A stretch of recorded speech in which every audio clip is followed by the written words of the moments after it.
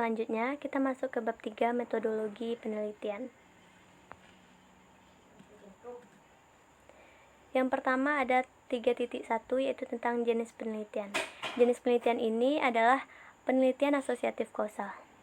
Penelitian asosiatif kausal adalah penelitian yang bertujuan untuk mengetahui ada tidaknya pengaruh atau hubungan antara variabel bebas dengan variabel terikat dan seberapa eratnya pengaruh atau hubungan serta berarti atau tidaknya hubungan itu menurut Sugiono pada tahun 2016.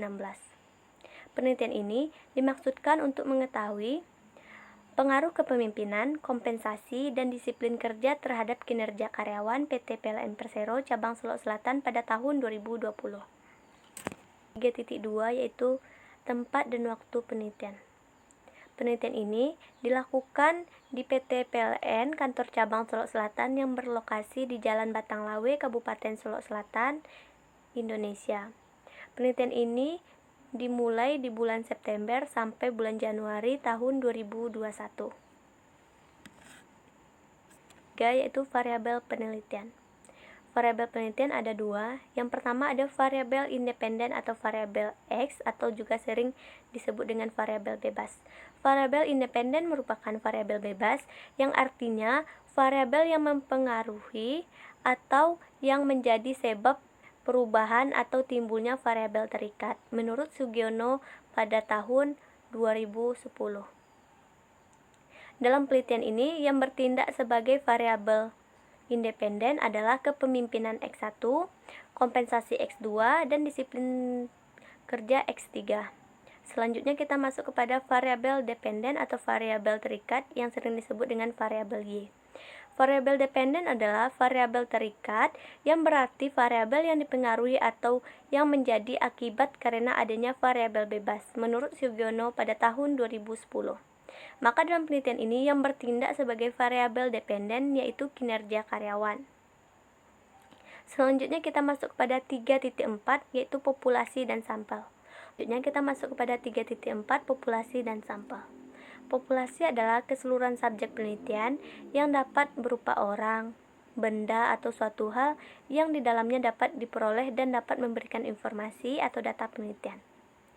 Di dalam penelitian ini, yang menjadi populasi adalah seluruh karyawan PT PLN Persero Cabang Solok Selatan yang berjumlah 50 orang. Selanjutnya sampel.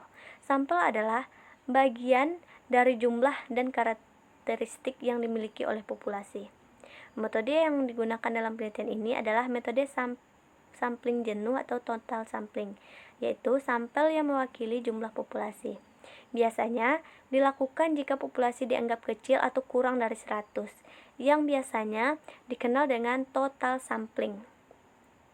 Sampel dalam penelitian ini adalah seluruh dari karyawan PT PLN Persero Cabang Solok Selatan yang berjumlah 50 orang.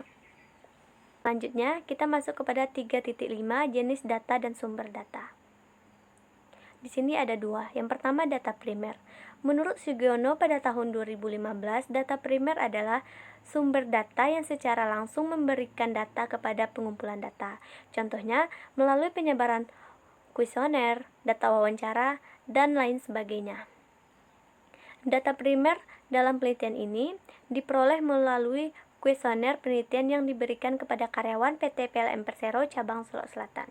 Selanjutnya ada data sekunder. Data sekunder menurut Sugiono pada tahun 2015, data sekunder adalah sumber data yang tidak secara langsung memberikan data kepada pengumpulan data. Data sekunder adalah data yang diperoleh dari sumber kedua atau sumber sekunder dari data yang kita butuhkan. Data sekunder dalam penelitian ini meliputi beberapa referensi dari situs resmi dan pustaka maupun pihak lainnya. Selanjutnya kita masuk kepada 3.6 teknik pengumpulan data. Yang pertama ada kuesioner atau angket. Kuesioner adalah daftar pertanyaan yang diberikan kepada objek penelitian yang ingin diberikan responden sesuai dengan permintaan pengguna menurut Bawono pada tahun 2006. Yang kedua ada dokumentasi. Dokumentasi yaitu cara mencari data mengenai hal-hal atau variabel yang berupa jurnal, buku, surat kabar, majalah, dan lain sebagainya menurut Afrikunto pada tahun 2006. Selanjutnya ada observasi. Observasi merupakan Teknik pengumpulan data, di mana peneliti melakukan pengamatan secara langsung ke objek penelitian untuk melihat dari dekat kegiatan yang dilakukan. Menurut Ridwan pada tahun 2004. Instrumen penelitian. Instrumen penelitian yang digunakan dalam penelitian ini adalah kuesioner. Kuesioner dalam penelitian ini berbentuk skala Likert atau bertingkat-tingkat. Skala Likert pada umumnya menggunakan 5 skala deskripsi seperti yang pertama, suka sekali atau SS diberi nilai 5. Yang kedua, suka atau S diberi nilai 4. Yang ketiga, ada ragu-ragu atau RR diberi nilai 3. Yang keempat, tidak setuju atau TS diberi nilai 2. Yang kelima, sangat tidak setuju atau STS diberi nilai 1. Selanjutnya kita masuk kepada 3.8, uji validitas dan uji reliabilitas. Uji validitas adalah yang digunakan untuk mengetahui ketetapan instrumen penelitian dalam mengukur apa yang dikehendaki. Sebelum kuesioner dibagikan kepada responden, maka kuesioner harus diuji validitasnya dengan menggunakan rumus korelasi product moment dari Carl-Pearson. Rumus uji validitas atau rumus Pearson product moment R sama dengan N dikali sigma XY dikurang sigma X dikali sigma Y dibagi akar dari N dikali sigma X kuadrat dikurang sigma X kuadrat dikali N sigma Y kuadrat dikurang sigma Y kuadrat. Keterangan R sama dengan koefisien korelasi. Sigma X sama dengan jumlah skor item. Sigma Y sama dengan jumlah skor total item. Berdasarkan hasil printout SPSS, maka dapat dilihat nilai corrected item dikurang total correction. Keterangan, jika R hitung lebih besar dari R tabel, di mana R tabel untuk kuesioner N-nya 30 adalah 0,361. Maka dapat dikatakan semua item pertanyaan adalah valid dan sebaliknya. Uji reliabilitas adalah alat untuk mengukur suatu kuesioner yang merupakan indikator dari suatu variabel atau konstruk. Suatu kuesioner dikatakan reliable atau handal jika jawaban seseorang terhadap pertanyaan adalah konsisten atau stabil dari waktu ke waktu. Uji reliabilitas bertujuan untuk mengetahui apakah alat pengumpulan data pada dasarnya menunjukkan ketepatan, keakuratan, kestabilan, atau konsistensi alat tersebut dalam mengungkapkan gejala tertentu dari sekelompok individu walaupun dilakukan pada waktu yang berbeda. Rumus uji reliabilitas. RAC sama dengan K dibagi K dikurang 1 min 1 sigma AB kuadrat dibagi AT kuadrat. Keterangan, RAC sama dengan koefisiensi reliabilitas alfa Cronbach. K sama dengan banyak butir atau item pertanyaan. Sigma AB kuadrat sama dengan jumlah atau total varian per butir atau item pertanyaan. AT kuadrat adalah jumlah atau total varian. Cara mengukur reliabilitas suatu kuesioner dilihat dari nilai Cronbach alpha dengan kriteria sebagai berikut. Yang A, kurang dari 0,6 tidak reliable. Yang B, 0,6 sampai 0,7 acceptable. Yang C, 0,7 sampai 0,8 baik. Yang D, lebih dari 0,8 reliable. Tanda kutip, harus lebih dari 0,6 artinya sudah bisa dikategorikan reliable. Jika semakin dekat koefisiensi alfa pada nilai 1, berarti item pertanyaan dalam koefisiensi semakin reliable. Selanjutnya 3.9 tingkat capaian responden atau TCR. Untuk nilai ketercapaian responden dipergunakan dengan rumus sebagai berikut.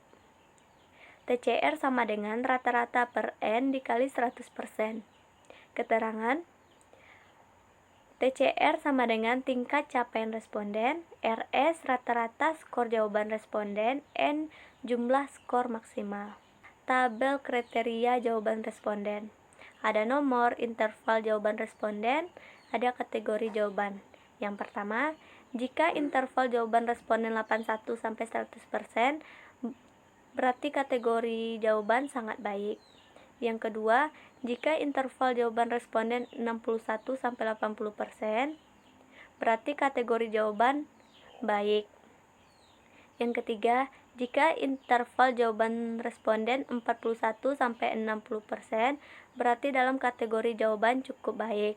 Yang keempat, jika interval jawaban responden 21 sampai 40%, berarti dalam kategori jawaban kurang baik. Yang kelima, jika interval jawaban responden 0 sampai 21%, berarti dalam kategori jawaban tidak baik. Selanjutnya kita masuk kepada 3.10 teknik analisis data. Di dalam teknik analisis data ada terdapat uji asumsi klasik. Di dalam uji asumsi klasik ini ada terdapat 4 uji. Yang pertama ada uji normalis residual. Uji normalis bertujuan untuk menguji apakah dalam model regresi variabel pengganggu atau residual memiliki distribusi normal. Untuk mendeteksi apakah nilai residual terdistribusi secara normal atau tidak, dapat dilihat dari hasil Kolmogorov-Smirnov. Dikatakan memenuhi normalitas jika nilai residual yang dihasilkan lebih besar dari 0,05 menurut Ghazali pada tahun 2013. Dengan rumus X kuadrat dalam kurung FO dikurang FH tutup kurung dikali 2 dibagi FH. Keterangan X kuadrat sama dengan C kuad, FO sama dengan frekuensi yang diobservasi, FH frekuensi yang diharapkan, di mana H1 sama dengan data populasi berdistribusi normal, H2 sama dengan data populasi tidak berdistribusi normal.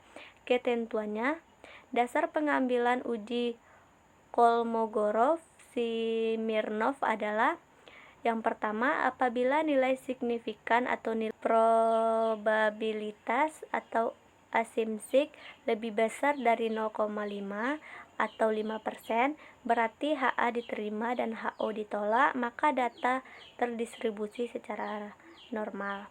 Yang kedua, apabila nilai signifikan atau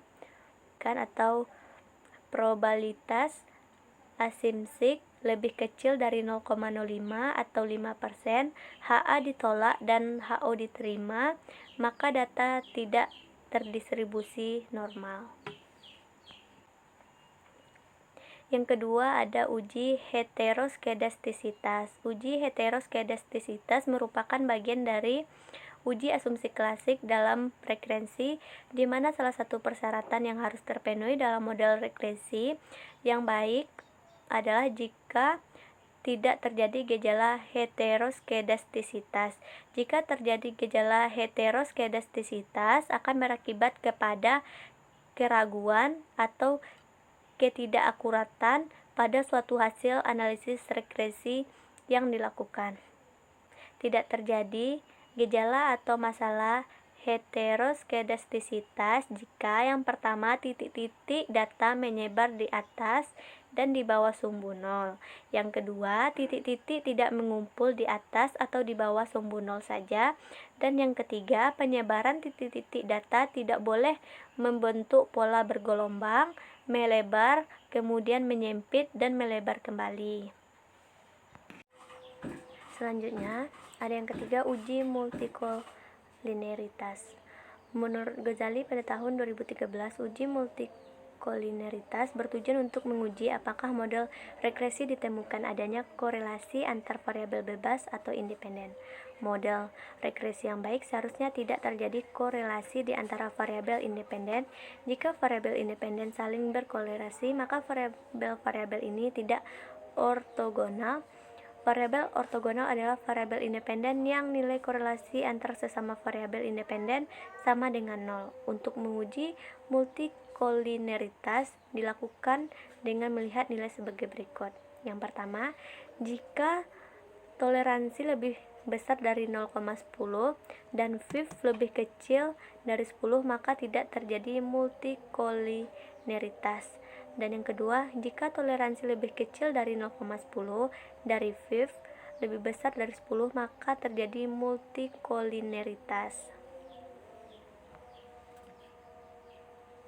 Selanjutnya, yang keempat ada uji autokorelasi.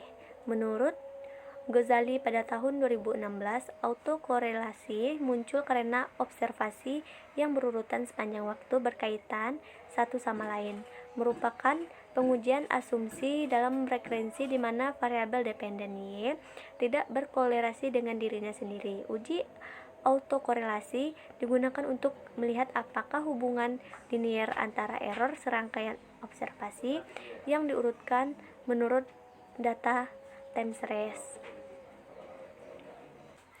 Kita lihat rumus di mana D sama dengan nilai Durbin-Watson, delta E sama dengan jumlah kuadrat sisa. Salah satu ukuran untuk menentukan ada tidaknya masalah autokorelasi dengan uji Durbin-Watson atau DW dengan ketentuan. Yang pertama, terjadi autokorelasi positif jika nilai DW lebih kecil dari min 2. Yang kedua, tidak terjadi autokorelasi jika nilai DW antara min 2 sampai plus 2. Yang ketiga, terjadi autokorelasi negatif jika nilai DW lebih besar dari plus 2. Yang kedua, analisis regresi berganda. Analisis regresi berganda adalah analisis yang digunakan untuk melihat hubungan secara linear antara dua atau lebih variabel independen atau X dengan variabel dependen atau Y. Analisis regresi dilakukan untuk mengetahui pengaruh kepemimpinan X1, kompensasi X2, dan disiplin kerja X3 terhadap kinerja karyawan Y dengan rumus sebagai berikut.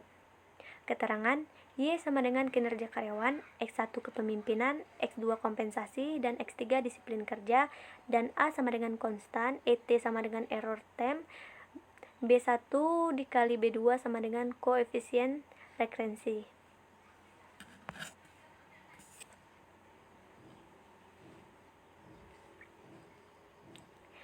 Di dalam regresi berganda ini terdapat 3 bentuk pengujian, yaitu yang pertama ada uji T.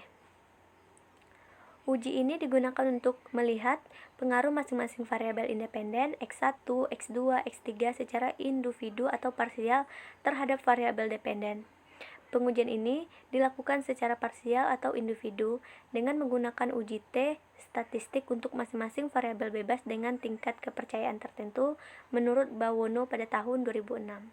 Dengan rumus TO sama dengan BI dibagi SBI, di mana BI sama dengan koefisien regresi X1, SBI sama dengan koefisien standar atas koefisien regresi X1, dan TO sama dengan nilai yang dihitung atau diobservasi. Kriteria pengujian adalah sebagai berikut. Yang pertama, jika T hitung lebih besar dari T tabel atau SIG lebih kecil sama dengan 0,05, maka HA diterima dan H0 ditolak. Yang kedua, jika T hitung lebih kecil dari T tabel atau SIG lebih besar sama dengan 0,05, maka HA ditolak, H0 diterima. Dalam penelitian ini digunakan taraf signifikan 5%. Cara membaca T tabel: yang pertama, jumlah variabel penelitian K. Yang kedua, jumlah data responden atau sampel N. Yang ketiga, signifikan menggunakan dua sisi sama dengan SIG sampai 0,025 dan 0,5. Yang keempat, mencari degree of freedom atau derajat bebas sama dengan DF sama dengan N dikurang 1. Yang kedua ada uji F. Uji F pada dasarnya menunjukkan apakah semua variabel independen yang dimasukkan dalam model mempunyai pengaruh secara bersama-sama terhadap variabel dependen menurut Ghazali pada tahun 2013. Uji F ini dilakukan untuk menguji apakah variabel independen secara bersama-sama atau serentak atau simultan mempengaruhi variabel dependen. Dalam penelitian ini digunakan taraf signifikan 5%. Kita lihat rumus. FO sama dengan R kuadrat dikali K dikurang 1 dibagi 1 dikurang R dibagi N dikurang 1, di mana R kuadrat sama dengan koefisien atau determinasi berganda, N sama dengan besar sampel banyak data, K sama dengan banyak variabel independen.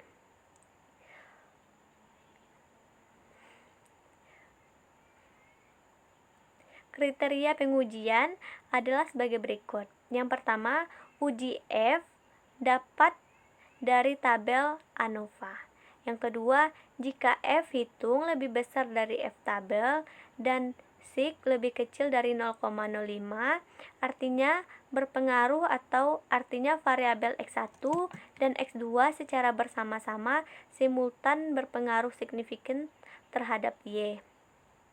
Cara membaca tabel F, yang pertama, jumlah variabel yang diteliti dalam kurung K. Yang kedua, mengetahui jumlah data atau responden atau sampel atau disebut juga dengan N. Yang ketiga, degree of freedom sebagai pembilang atau DF dalam kurung N1 dihitung dengan rumus DF N1 dikurang K sama dengan K dikurang 1. Yang ketiga, uji koefisiensi determinasi. Menurut Answer pada tahun 2011, uji koefisiensi determinasi atau R kuadrat berguna untuk menentukan besarnya proporsi sumbangan seluruh variabel bebas atau X terhadap Y. Nilai koefisiensi determinasi adalah antara 0 dan 1. Nilai R kuadrat yang kecil berarti kemampuan variabel-variabel independen dalam menjelaskan varians variabel dependen amat terbatas. Kita lihat rumus. R kuadrat sama dengan ESS dibagi TSS, di mana ESS exponent sum square atau jumlah kuadrat yang jelas. TSS adalah total sum square dalam kurung jumlah total kuadrat. Besarnya koefisien determinasi R squared berada di antara 0 dan 1 atau lebih kecil dari R kuadrat lebih kecil dari 1. Semakin besar R kuadrat yang diperoleh dari hasil perhitungan atau mendekati 1, maka dapat dikatakan bahwa sumbangan dari variabel independen terhadap variabel dependen semakin besar. Sebaliknya, jika R kuadrat semakin kecil mendekati 0, maka dapat dikatakan bahwa sumbangan dari variabel independen terhadap variabel dependen semakin kecil. Operasional adalah suatu definisi yang diberikan pada suatu variabel atau konstruk dengan cara memberikan arti atau menspesifikasikan kegiatan ataupun memberikan suatu operasional yang diperlukan untuk mengukur kontrak atau variabel tersebut menurut Nazir pada tahun 2005. Di dalam definisi operasional ini terdapat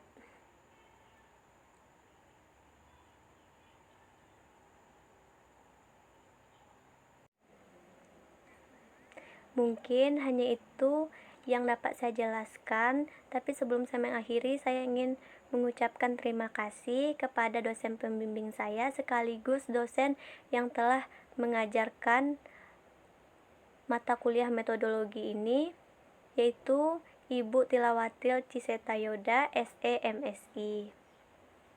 Terima kasih telah mengajari kami selama 1 semester ini. Mungkin hanya itu yang dapat saya sampaikan. Kalau misalnya saya ada salah kata atau ada kata-kata saya yang tidak enak di hati, saya minta maaf. Saya akhiri dengan wassalamualaikum warahmatullahi wabarakatuh.